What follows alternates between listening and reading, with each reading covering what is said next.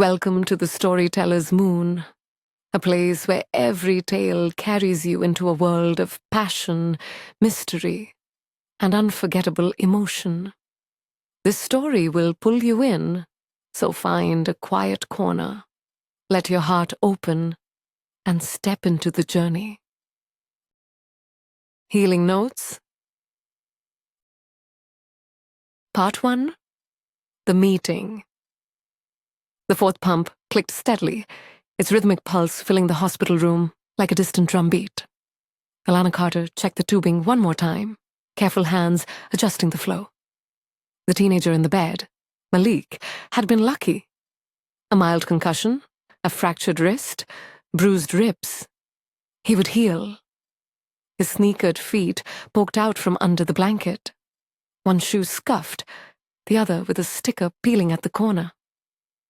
He mumbled in his sleep, words slurring together. Choir. Gotta get to rehearsal. Elena smiled faintly and shook her head. Most kids would worry about basketball games, parties, video games. This one fretted about missing choir practice. Her shift was long, and the night was quiet in the way hospitals often were at 3 a.m. Machines humming, footsteps echoing down the corridor, soft voices murmuring at nurses' stations. Without thinking, she hummed a line her mother used to sing when the house was heavy with worries. Just a few notes, gentle, enough to soothe her own nerves. "A song for you," came a voice from behind her. Alana spun around. A man stood in the doorway. He was tall and lean, his dark pea coat dusted with snow. The whole light spilled around him, outlining the sharp cut of his shoulders and the tired softness of his eyes. His hands were shoved into his pockets, and under one arm he carried a worn leather folder of sheet music. "Sorry," he said quickly, raising his hands as though to show he meant no harm. "Didn't mean to startle you." Alana exhaled and smoothed her scrubs. "You're fine. Just not used to having an audience at this hour. You family?" "Not by blood." He stepped closer, his gaze dropping to the boy in the bed. "I'm his choir director. They called me when they couldn't reach his mom." There was a tenderness in his voice, the kind that couldn't be faked. He studied Malik's sleeping face, then glanced at Alana. "Is he okay?" "Bruised up. Concussion. Broken wrist. He'll be sore, but he's lucky. He'll recover. Thank God." The man's shoulders sagged in relief. He took a slow breath and looked back at Alana.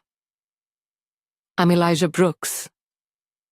"Alana Carter," she replied, professional, clipped. He smiled, not put off by her reserve. "Nurse Carter, thank you for taking care of him." "You can thank the whole team," she said automatically. But when his gaze lingered, Alana felt a warmth rise in her cheeks. He'd noticed her humming. That much was clear. "You've got a voice," he said softly. She stiffened. "I've got a job." The smile flickered into something deeper. Sometimes those overlap. Alana turned back to the monitor, unwilling to let him see the flicker of emotion that line had stirred. It had been years since she'd sung for anyone but herself. Years since she'd allowed herself to imagine she still could. Elijah didn't press. Instead, he whispered something to Malik, a promise that the choir would wait, that the music would be there when he healed. The boy shifted, a faint smile curving his lips, even in sleep. Elijah gathered his coat, sheet music still under his arm. If you ever feel like singing again, come by the center. Tuesdays and Thursdays. Door with the green paint. We could use another alto. Alana arched a brow. You don't even know if I'm an alto. Oh, I know, he said, amused, before slipping into the hallway. She stared after him long after the sound of his footsteps faded. Then she shook her head and returned to her chart, trying to smother the thought of a door with green paint. Alana told herself she wasn't going. She worked nights, she was tired, and music was a dream she'd packed away long ago. But 3 days later, she found herself standing across the street from a squat brick building with peeling paint around the windows. A hand-painted sign read, Brooks Community Arts Center. A teenager carrying a trumpet case spotted her lingering on the curb. You coming in? The girl asked, eyebrow arched. I'm thinking about it. Thinking doesn't change keys. The girl shot back. You sing? Alana hesitated. I used to. Cool, will be nice. Mostly the girl grinned. Name's Zuri. Alana laughed despite herself and followed her inside. The building smelled like coffee, dust, and something sweet. Donuts, maybe. Posters lined the walls, flyers for old concerts, photos of choirs from decades ago, kids laughing on stage. The rehearsal room opened wide at the end of the hall. Folding chairs scattered, a battered piano, and 20 young voices buzzing like bees in warm-up chatter. Elijah stood at the piano, sleeves rolled up, tapping rhythm on the lid. He looked different without the coat, more at ease, more rooted. When he spotted Alana, his eyes lit in quiet surprise. You found us, he said. I thought I'd see if your kids really could set bones. He chuckled. They can. She sat in the back, arms folded, trying to look like she wasn't listening. But the first notes washed over her, and something inside her chest cracked open. The choir's voices braided together in a spiritual, layered with a modern groove. She couldn't help it. Her body leaned forward, her lips parted, and before she knew it, she was humming along, barely above a whisper. Elijah's head tilted, just slightly, as if he'd heard her. He didn't call her out. He just smiled, conducting with calm authority. When rehearsal ended, he crossed the room with 2 paper cups of coffee. We've got an open mic on Saturday, he said casually. No pressure. But if you want a place to let that voice breathe, the stage is waiting. Alana almost said no. Instead, she muttered, I'll think about it. Thinking doesn't change keys, Elijah said, echoing Zuri's words. His grin lingered as he walked away. Saturday night, the center was alive. Fairy lights twinkled around the small stage, and the room filled with folding chairs and laughter. The sign-up sheet trembled in Alana's hands as she scrolled Alana C. between strangers' names. When Elijah called her, she walked up, heart hammering so loud she thought the mic would pick it up. I'm a nurse, she said, voice shaky. I don't do this. Not anymore. But I'm singing something my mother loved. The pianist struck a chord. Alana closed her eyes and let the first line out. It wavered, but didn't falter. verse by verse. Her body remembered. Her voice warmed, rose, opened. She sang not like a professional, not like someone chasing a dream, but like someone who had lived, who had carried grief and kept moving. When the final note faded, silence held the room for one heartbeat before applause surged, loud and real. Zuri whooped. Malik, arm in a sling, clapped as hard as he could. Elijah stood off to the side, pride shining in his eyes. As she stepped down, Elijah leaned close enough that only she could hear. That, he whispered, is how you bring your whole self.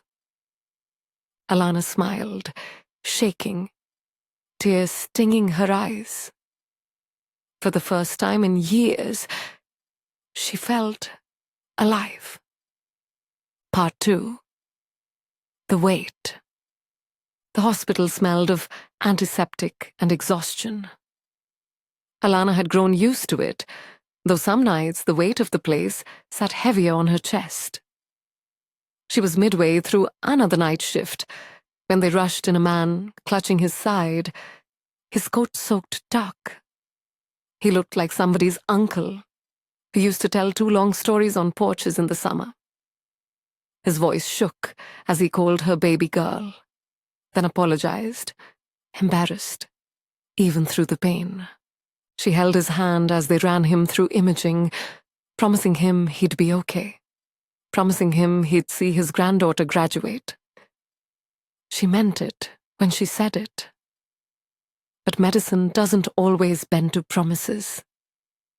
By dawn, he was gone. Complications. A word too clean for what it left behind. Alana carried that grief home in her bones. She sat on the edge of her bed, her scrub still smelling of bleach, and let tears fall silently into her hands. She hadn't sung all night. The thought of opening her mouth to let sound out felt impossible. Aunt Vi found her like that. We didn't ask the kind of questions that made pain retreat into corners. She simply set a steaming mug of tea on the nightstand and sat beside her. "You going to rehearsal?" Vi asked quietly. "I don't think I can sing," Alana whispered. Vi's hand covered hers, warm and steady. "Then don't sing for you. Sing for him." The next evening, the community center buzzed with its usual noise. Kids teasing each other, voices stretching, a trumpet line warming up in fits and bursts. But Alana's steps felt heavier than usual as she walked through the door. Elijah caught her eye instantly. He didn't ask what was wrong. He just nodded. A quiet acknowledgement, as if to say, "You're here." "That's enough." Rehearsal began. He brought out an arrangement of "I'll Fly Away," slow down, stripped of its old bounce, layered with something tender and raw. The choir leaned into it, voices weaving sorrow and hope. When Alana's part came, she nearly stayed silent. Her throat ached with the memory of promises she couldn't keep. But Elijah's gaze held steady on her, patient, not demanding, just waiting. She opened her mouth. Her first note cracked, trembled. Zuri, standing behind her, lifted her trumpet and played a soft, answering line, like a friend whispering, "You're not alone." The altos rose under her. The tenors found the pocket. The basses grounded the whole thing. Alana kept singing. The ache in her chest became part of the harmony. No longer a weight, but a thread woven through.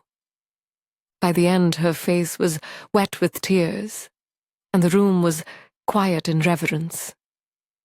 Elijah let the last chord fade completely before speaking. "Again," he said softly, "for whoever needs it." And they did it again. Later, Alana found herself by the water fountain, wiping her face with a crumpled tissue.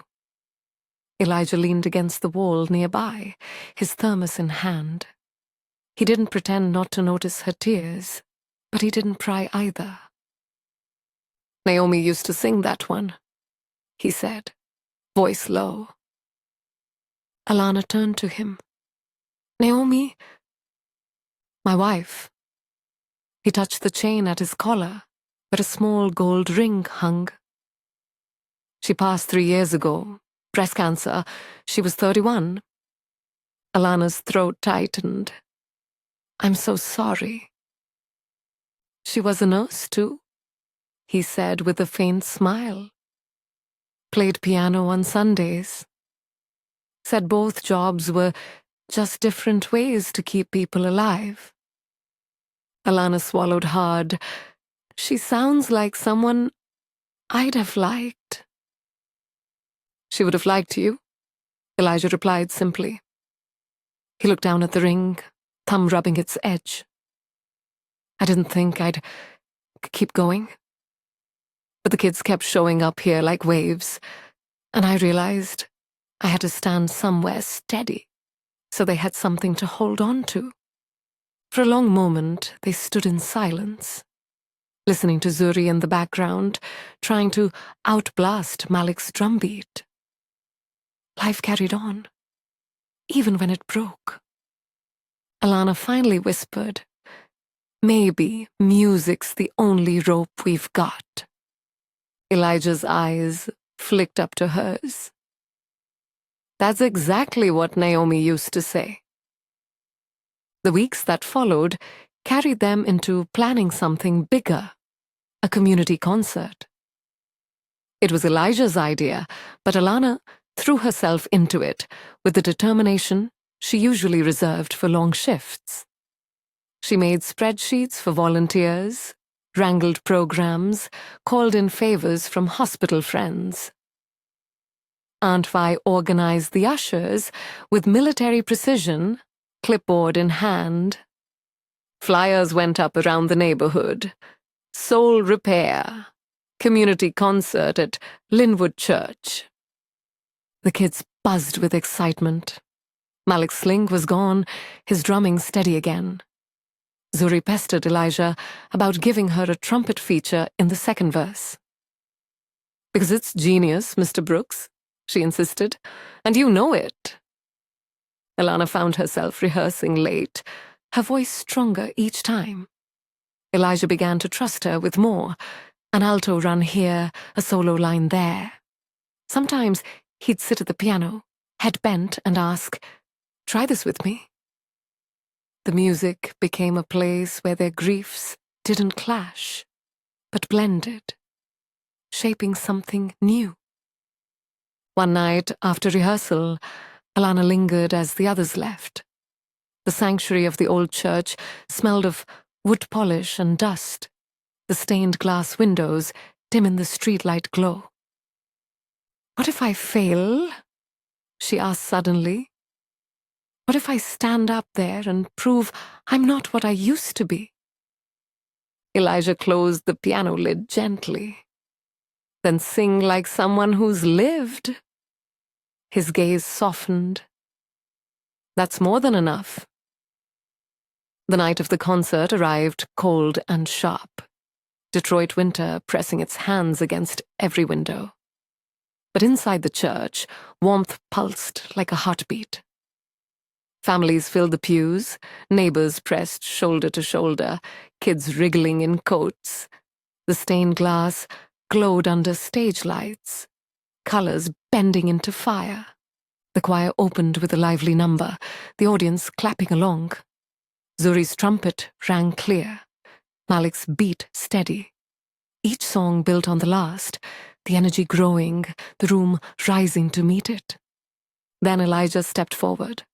His voice carried, calm but certain. "This next piece is about holding on when the world feels too heavy. About singing for those who can't.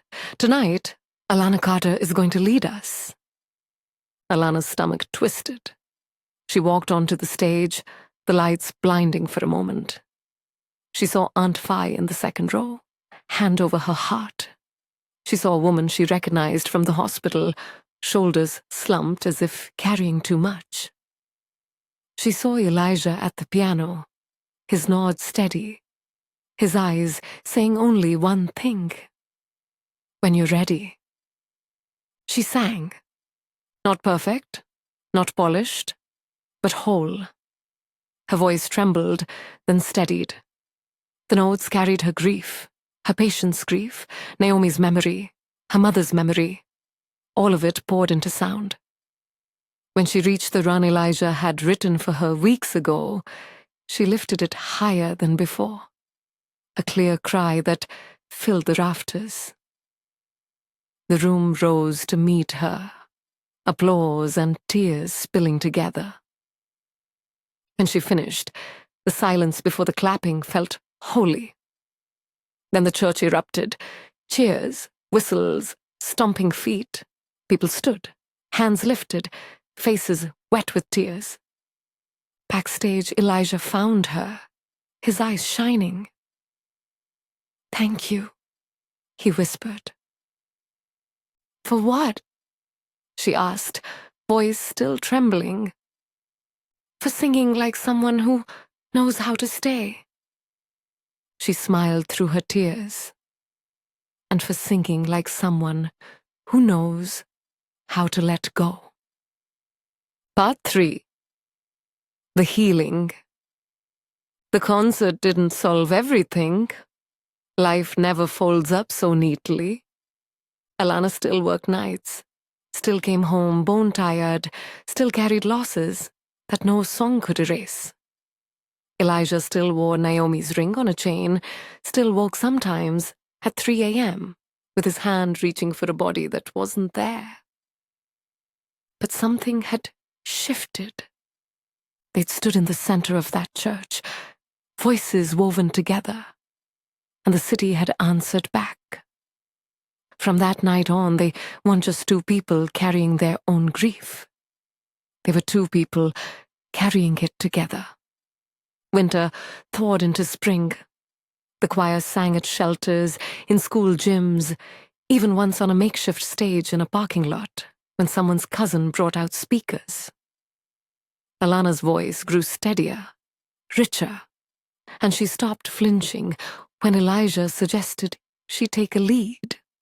They started working on a little recording project, rough cuts just to raise money for the center. Elijah titled it Soul Repair. Zuri played trumpet solos, sharp enough to make people cheer. Malik drummed on anything he could get his hands on. Aunt Vi insisted on cooking for every session, claiming music made her hungrier than sermons. At the hospital, patients began recognizing Alana's face from the concerts. "You, the nurse who sings," one woman told her, eyes bright even through pain, "that song helped me breathe last week." The words made Alana's throat ache in the best way. One evening, after rehearsal, Alana lingered as Elijah locked up. The sanctuary smelled of candle wax and dust, light slanting in through stained glass. "You ever think about leaving?" she asked. "Leaving?" He frowned. "Detroit, starting fresh somewhere without all the ghosts." Elijah set the keys down on the piano lid. "I thought about it. After Naomi died, I almost did. But then I realized I'd just carry the ghosts with me. Might as well stay where the music already knows their names." Alana studied him, the way his hands still touched the piano, as though it were a lifeline. "You talk like music is a person." "Sometimes it is." He looked up, a half smile curving his lips. "So are you." Her breath caught. They stood there for a long moment, the air heavy with something unsaid. Then Elijah stepped back, cleared his throat, and picked up his coat. The moment passed, but it lingered in her bones. The first time he kissed her, it wasn't planned. They were at the center late, packing chairs after a fundraiser. Malik had left early, Zuri had gone home, Aunt Vi had taken her clipboard and vanished. It was just them, stacking metal chairs into uneven towers. Elijah reached for one just as Alana did, and their hands brushed. He looked at her, something raw flickering in his gaze. "You ever get tired of being strong all the time?" he asked softly. "All the time," she admitted. And then he leaned in. The kiss was gentle, hesitant, like testing a note before committing to the melody. Alana's heart raced, but she didn't pull away. She pressed closer, letting herself believe, for once, that she was allowed this. When they parted, Elijah rested his forehead against hers. "I don't know what I'm doing," he whispered. "Neither do I," she admitted. "But maybe that's the point." Summer came. The city warmed, music spilled into the streets, and Alana found herself laughing more often, singing without fear.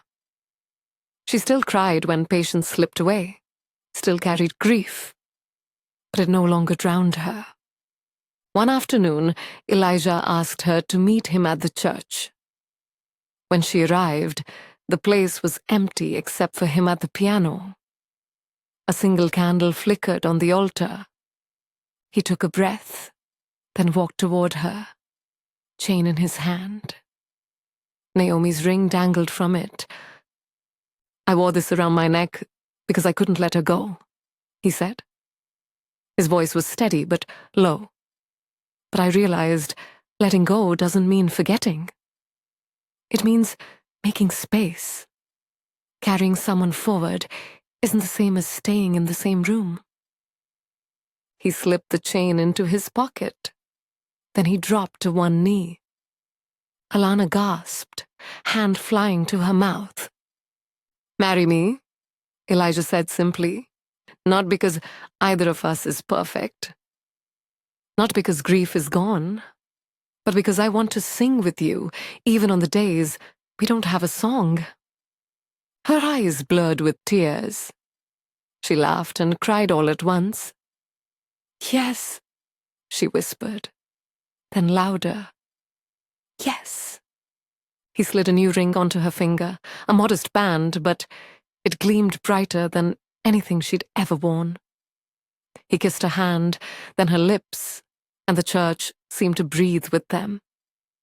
They married small, in that same church on Linwood Avenue.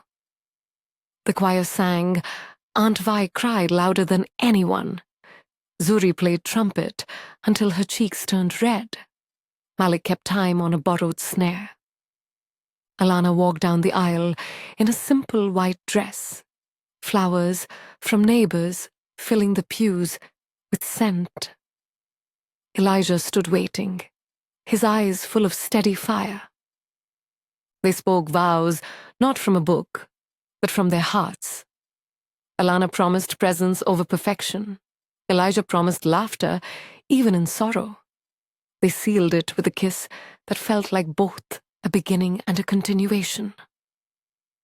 The banner over the altar read in hand-painted letters, "Bring joy." And they did. Coda. Years later, the church still echoed with music. Children who once sat in the pews now stood in the choir. Alana and Elijah's own two little ones sang off-key in the front row, clapping wildly, not caring about rhythm. Alana looked at Elijah, and he at her. They didn't need words. Healing wasn't a finish line. It was a harmony, built note by note, day by day. And together, they kept singing. Thank you for listening to The Storyteller's Moon. If this story touched you, scared you, or kept you on the edge of your seat, don't forget to like, share, and subscribe. Your support keeps the stories alive, and I can't wait to share the next one with you under the moonlight. Until then, may your nights be safe and your dreams unforgettable.